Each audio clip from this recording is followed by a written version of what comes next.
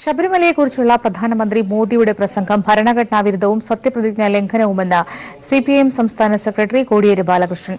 പ്രധാനമന്ത്രിയുടെ പദവിക്ക് ചേരുന്നതല്ല, മറിച്ച് RSS പ്രചാരകന് ചേരുന്നതാണ് മോദിയുടെ പ്രസംഗമെന്നും കോടിയേരി പറഞ്ഞു. കേരളത്തിൽ ത്രിപുര ആവർത്തിക്കുമെന്നത് മോദിയുടെ സ്വപ്നം മാത്രമാണെന്നും മധ്യപ്രദേശിലടക്കമുണ്ടായ പരാജയം മറച്ചുവെക്കാനാണ് ത്രിപുരയുടെ പേര് പറഞ്ഞ് അണികളെ ആവേശത്തിലാക്കുന്നതെന്നും കോടിയേരി പറഞ്ഞു. കണ്ണൂരിൽ നിന്നും M. സന്തോഷിന്റെ റിപ്പോർട്ട് കാണാം. ശബരിമല വിഷയത്തിൽ പ്രധാനമന്ത്രി നരേന്ദ്രമോദി കൊല്ലത്ത് നടത്തിയ പ്രസംഗത്തിനെതിരെയാണ് CPM സംസ്ഥാന സെക്രട്ടറി കോടിയേരി ബാലകൃഷ്ണൻ രംഗത്തെത്തിയിരിക്കുന്നത്.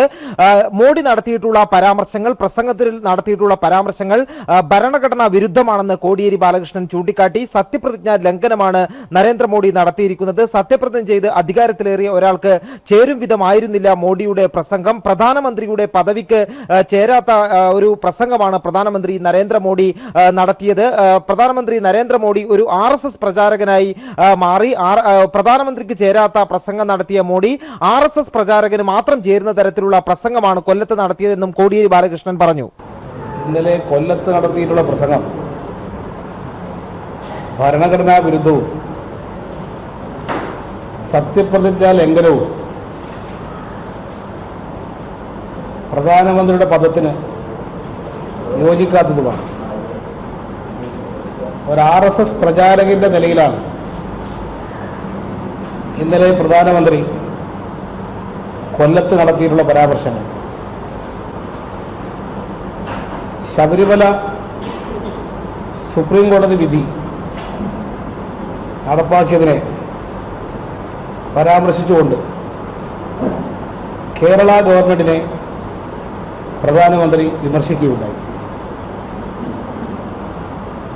സുപ്രീം കോടതിയുടെ വിധിയാണ് നടപ്പാക്കാൻ കേരള ഗവൺമെന്റ് ശ്രമിച്ചത്. ഭരണഘടനാ ബെഞ്ചിൻ്റെതാണ് ആ വിധി. അത്തരമൊരു വിധി നടപ്പാക്കിയതിനെയാണ് പ്രധാനമന്ത്രി കുറ്റപ്പെടുത്തിയിരിക്കുന്നത്.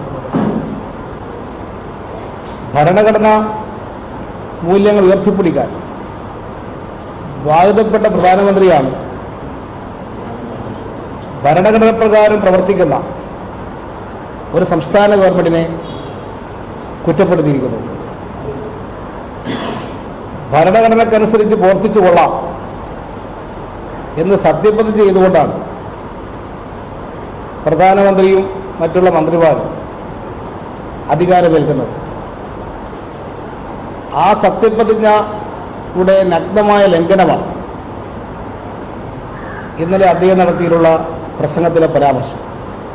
ശബരിമല വിഷയത്തിൽ BJPക്ക് വ്യക്തമായ നിലപാടുണ്ട് എന്നാണ് മോദി അഭിപ്രായപ്പെട്ടത്. എന്നാൽ എവിടെയാണ് BJPക്ക് ഇക്കാര്യത്തിൽ വ്യക്തമായ നിലപാടെന്ന് കോടിയേരി ബാലകൃഷ്ണൻ ചോദിച്ചു. ആദ്യഘട്ടത്തിലെല്ലാം തന്നെയും ശബരിമലയിൽ സുപ്രീം കോടതി വിധി വന്ന ഘട്ടത്തിലും സ്ത്രീകൾക്ക്, വനിതകൾക്ക് ശബരിമലയിൽ പ്രവേശനം നൽകണം എന്നുള്ള അഭിപ്രായമായിരുന്നു BJPക്ക് ഉണ്ടായിരുന്നത്. എന്നാൽ പിന്നീടാണ് ഈ നിലപാട് ഒറ്റയടിക്ക് ഈ നിലപാട് മാറ്റുന്ന ഒരു സമീപനമാണ് BJP സ്വീകരിച്ചത്. പിന്നെ എവിടെയാണ് BJPക്ക് വ്യക്തമായ നിലപാട് ഇക്കാര്യത്തിൽ എന്നും കോടിയേരി ബാലകൃഷ്ണൻ ചോദിച്ചു. അതോടൊപ്പം തന്നെ മോഡിയുടെ മറ്റൊരു പ്രധാനപ്പെട്ട പ്രഖ്യാപനം ത്രിപുര കേരളത്തിൽ ആവർത്തിക്കും എന്നുള്ളതായിരുന്നു. എന്നാൽ അത് മോഡിയുടെ സ്വപ്നം മാത്രമായി അവശേഷിക്കും.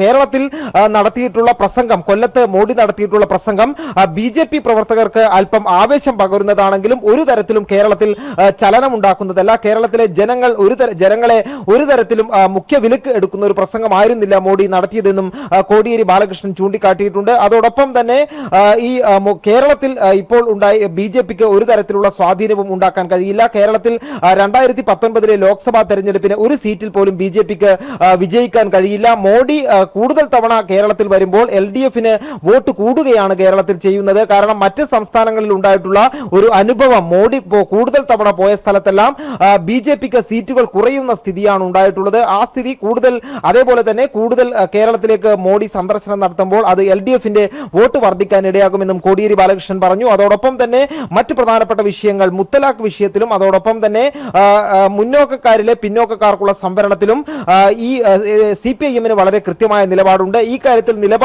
രാഷ്ട്രീയപരമായിട്ടുള്ള നിലപാട് സ്വീകരിക്കുന്ന പാർട്ടിയാണ് BJP. നേരത്തെ തന്നെ ഈ മുന്നോക്ക സംവരണത്തിന്റെ കാര്യത്തിൽ CPM നിലപാട് വ്യക്തമാക്കുകയും അത് കേരള സംസ്ഥാന സർക്കാർ നടപ്പിലാക്കുകയും ചെയ്തിട്ടുള്ളതാണ്. എന്നാൽ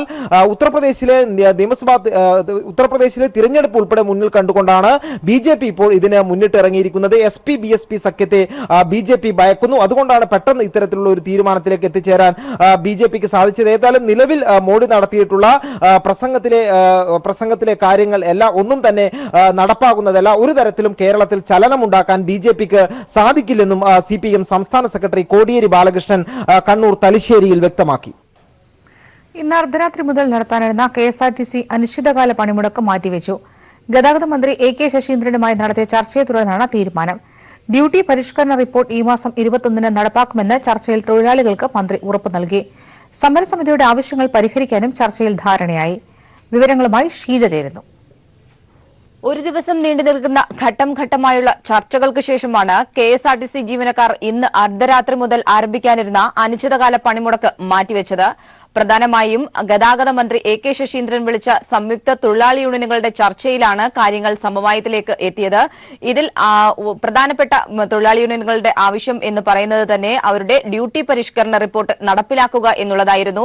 അത് ഈ മാസം 21-ന് നടപ്പാക്കും എന്നുള്ളൊരു ഉറപ്പ് തന്നെയാണ് മന്ത്രി അവർക്ക് നൽകിയത്. അതിന്റെ അടിസ്ഥാനത്തിൽ തന്നെയായിരുന്നു ഈ ഒരു പണിമുടക്ക് പിൻവലിക്കാൻ വേണ്ടി ഈ ഒരു പണിമുടക്ക് മാറ്റിവെക്കാൻ വേണ്ടി അവർ തയ്യാറായത്. DA കുടിശ്ശികയിൽ ഒരു ഗഡു ഡിസംബർ മാസത്തെ ശമ്പളത്തോടുകൂടി കൊടുക്കുമെന്നായിരുന്നു. അത് കൃത്യസമയത്ത് കൊടുക്കാൻ കഴിഞ്ഞില്ല എന്ന ആക്ഷേപമാണ് അവരുടെ ഭാഗത്തുനിന്ന് ഉണ്ടായിരുന്നത്. അത് താമസിക്കാനിടയായ സാഹചര്യങ്ങൾ അവരെ ബോധ്യപ്പെടുത്താൻ സർക്കാർ ശ്രമിച്ചിട്ടുണ്ട്. മെക്കാനിക്കൽ സ്റ്റാഫിൻ്റെ ഡ്യൂട്ടി പാറ്റേണുമായി ബന്ധപ്പെട്ട പ്രശ്നമായിരുന്നു. 29/1/2019 ചർച്ച നടത്താൻ തീരുമാനിച്ചിട്ടുണ്ട്. ഒപ്പം തന്നെ എംപാനൽഡ് ജീവനക്കാരുടെ അവരെ തിരിച്ചെടുക്കുന്നത് സംബന്ധിച്ചായിരുന്നു മറ്റൊരാവശ്യം തൊഴിലാളി യൂണിയനുകൾ മുന്നോട്ട് വെച്ചിരുന്നത്. ഇതിൽ തൊഴിലാളി യൂണിയനുകളോടുള്ള അനുഭാവപൂർവമായ നിലപാട് തന്നെയാണ് സംസ്ഥാന സർക്കാരിന് ഉള്ളത് എന്ന് തന്നെയാണ് മന്ത്രി തൊഴിലാളികളോട് വ്യക്തമാക്കിയത്. അതുകൊണ്ട് തന്നെ ഇതിൽ അനുഭാവപൂർണമായ ഒരു നിലപാട് തന്നെയായിരിക്കും കോടതിയിലും ഇത് സംബന്ധിച്ചുള്ള കാര്യത്തിൽ സർക്കാർ കൈക്കൊള്ളുക എന്ന് തന്നെയാണ് അവർക്ക് ഉറപ്പ് നൽകിയത്. ഏതായാലും തങ്ങൾക്ക് ഇന്നിപ്പോൾ സർക്കാരുമായി നടത്തിയ ചർച്ചയിൽ പൂർണ്ണ തൃപ്തി തന്നെയാണ് ഉള്ളത് എന്നാണ് ഈ ഒരു ചർച്ചയ്ക്ക് ശേഷം തൊഴിലാളി യൂണിയനുകൾ മാധ്യമങ്ങളോട് പ്രതികരിച്ചത്. പ്രധാനപ്പെട്ട ഡിമാൻഡുകൾ അംഗീകരിക്കുകയും മറ്റുള്ളവ ചർച്ച ചെയ്ത് പരിഹരിക്കുക. ഇതിന്റെ തുടർ ചർച്ച നാളെ രാവിലെ തന്നെ ആരംഭിക്കുകയാണ്. ബാക്കി വിഷയങ്ങളെല്ലാം ചർച്ച ജീവനക്കാരുടെ പ്രൊമോഷൻ 10 മാസമായി കൊടുത്തിട്ട് ആ പ്രശ്നങ്ങളെല്ലാം തുടർ ചർച്ചകളിലൂടെ പരിഹരിക്കും. രാവിലെ KSRTC CMD ടോമിൻ ജെ തച്ചങ്കരിയുമായി നടത്തിയ ചർച്ച പരാജയപ്പെട്ടിരുന്നു. അതേ തുടർന്നായിരുന്നു അവർ ഈ ഒരു പണിമുടക്ക് സമരവുമായി മുന്നോട്ട് പോകും എന്ന് പ്രഖ്യാപിച്ചത്. ഈ ഒരു സാഹചര്യത്തിലാണ് പ്രത്യേകിച്ചും ഇത്തരത്തിൽ ഒരു പണിമുടക്കിലേക്ക് കടക്കുകയാണെങ്കിൽ അത് KSRTCയെ സാരമായി ബാധിക്കും എന്നുള്ളതും ജനങ്ങൾക്ക് ഇത് വലിയ ബുദ്ധിമുട്ടുണ്ടാക്കും എന്നുള്ളതും മുന്നിൽ കണ്ടുകൊണ്ട് സർക്കാർ മന്ത്രി തന്നെ നേരിട്ട് ഈ ഒരു ചർച്ചയിലേക്ക് കടന്നത്. ഈ ഒരു ചർച്ചയിൽ മന്ത്രിക്കും ഒപ്പം തന്നെ തൊഴിലാളി യൂണിയനുകൾക്കും പുറമെ KSRTCയുടെ CMDയും ഈ ഒരു ചർച്ചയിൽ പങ്കെടുത്തിരുന്നു. വാർത്തകൾ തുടരുന്നു. People exclusive. മുനമ്പം മനുഷ്യക്കടത്തിൽ ദില്ലിയിലെ അന്വേഷണം വ്യാപകമാക്കി പോലീസ്. ദില്ലിയിൽ നിന്നും കേരളത്തിലെത്താൻ 8 പേർക്ക് ടിക്കറ്റ് എടുത്ത് നൽകിയ വനിതാ ഏജന്റിനെ പോലീസ് ചോദ്യം ചെയ്തു.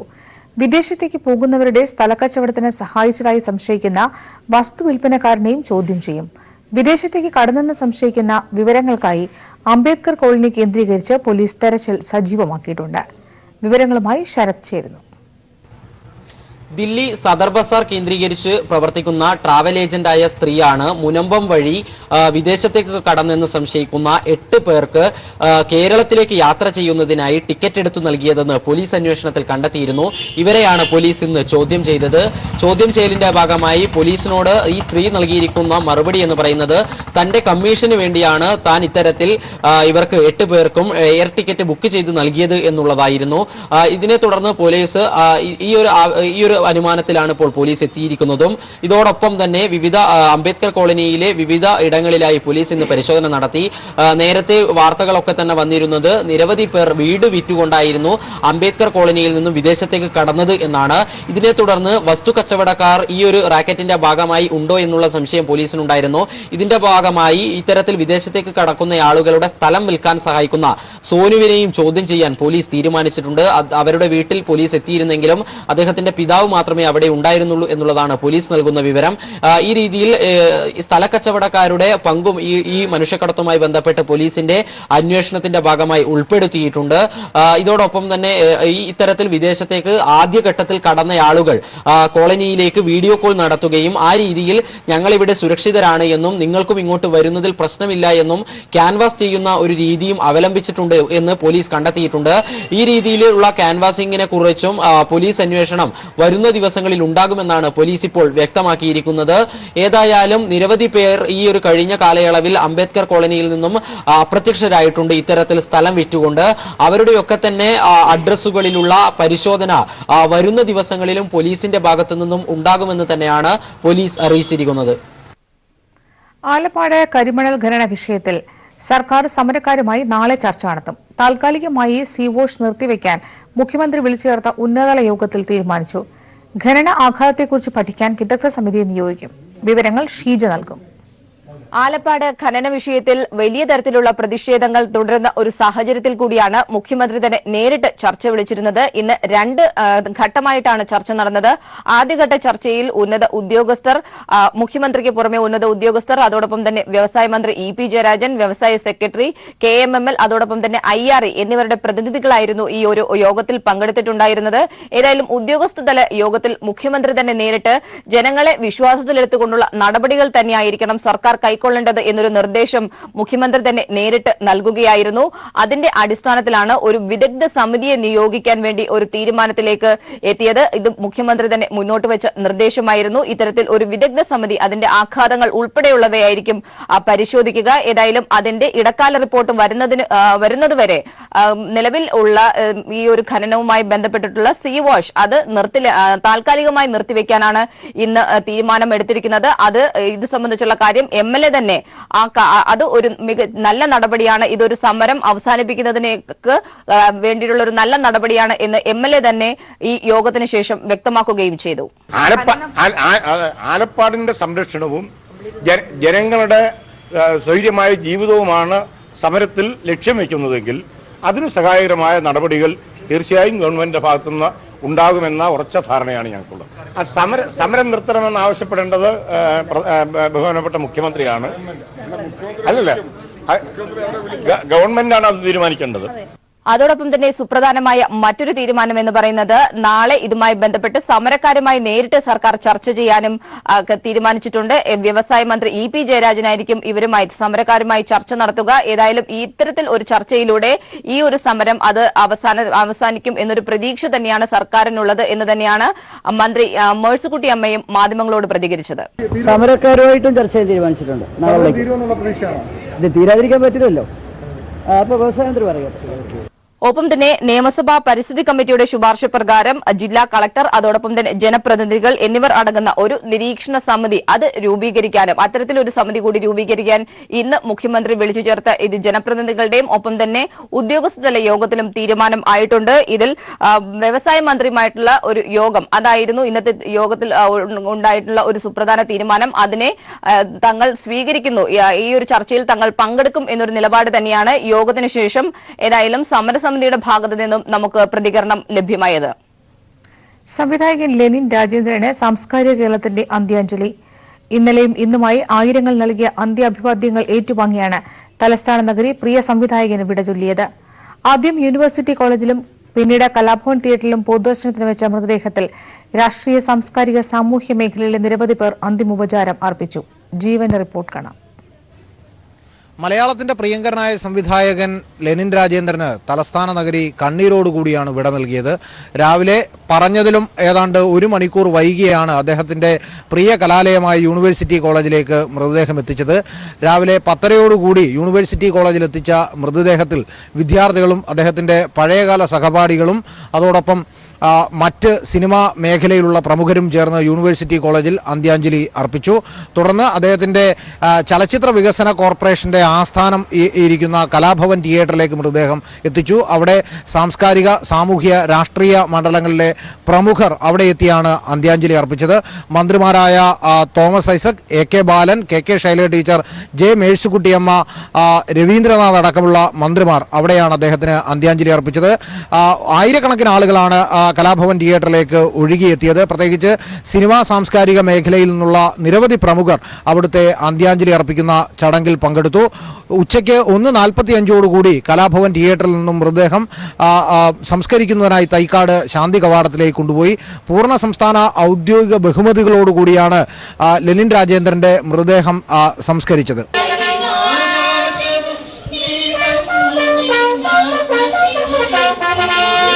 മൃതദേഹം സംസ്കരിച്ചതിന് പിന്നാലെ അദ്ദേഹത്തിന്റെ സ്നേഹിതന്മാരെല്ലാവരും കൂടെ ചേർന്ന് അവിടെ ഒരു ചെറിയ അനുശോചന യോഗം ചേർന്നു. യോഗത്തിൽ CPIMന്റെ പൊളിറ്റ് ബ്യൂറോ അംഗം MA ബേബി, കോൺഗ്രസ് നേതാവ് പന്തളം സുധാകരൻ, BJP നേതാവ് MS കുമാർ, പ്രമുഖ സംവിധായകരായ TV ചന്ദ്രൻ, കമൽ എന്നിവരടങ്ങുന്നവർ അവിടുത്തെ അനുശോചന യോഗത്തിൽ പങ്കെടുത്ത് സംസാരിക്കുകയുണ്ടായി.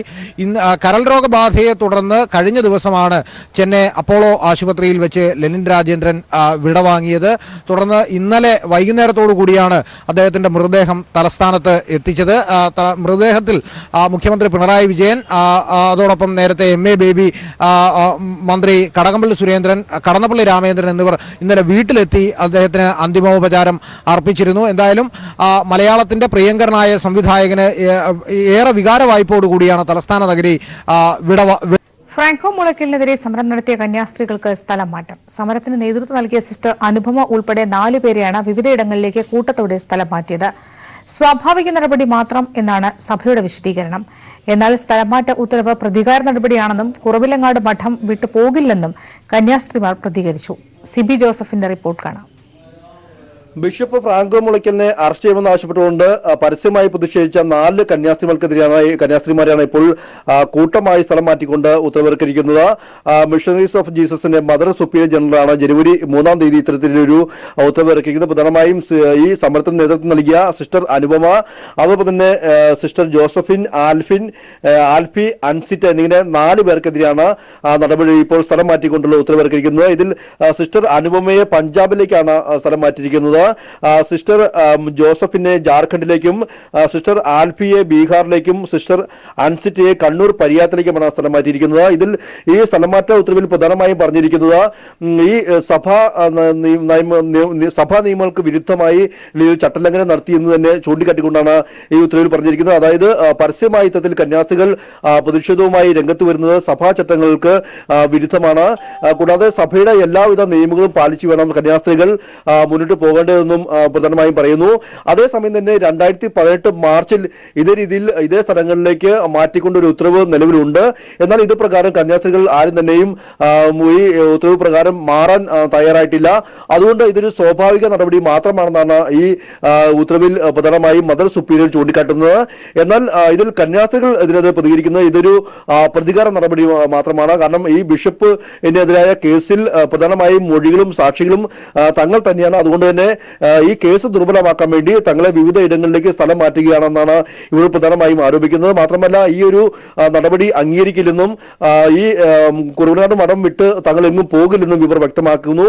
കൂടാതെ ഇരയാക്കപ്പെട്ട ഈ കന്യാസ്ത്രീക്ക് എല്ലാവിധ പിന്തുണയും നൽകി എപ്പോഴും കൂടെ ഉണ്ടാകുമെന്നാണ് ഇവർ പ്രധാനമായും പറയുന്നത്. തങ്ങളെ മാനസിക സമ്മർദ്ദത്തിലാക്കാൻ വേണ്ടിയാണ് സഭ ഇത്തരത്തിലൊരു സ്ഥലമാറ്റ ഉത്തരവ് നൽകിയിരിക്കുന്നതെന്നും ഇവർ പ്രതികരിച്ചിരിക്കുന്നു.